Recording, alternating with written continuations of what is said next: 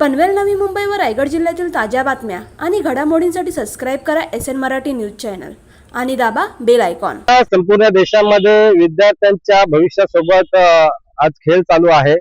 आपल्याला माहिती आहे नीट ची जी परीक्षा आहे ती अचानकपणे रद्द करण्यात आलेली आहे।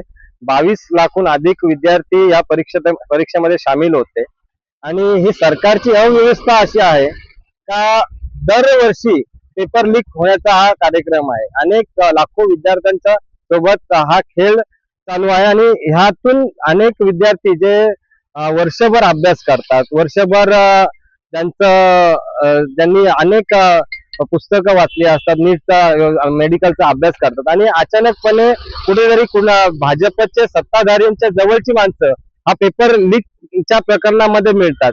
म्हणजे भाजप ह्यामध्ये दोषी आहे आणि हेच भाजपचे जे नेतेगण आहेत तेच करता करवित आहेत ह्या पेपर लीकच्या माध्यमात, असं ठाम आमचं मत आहे।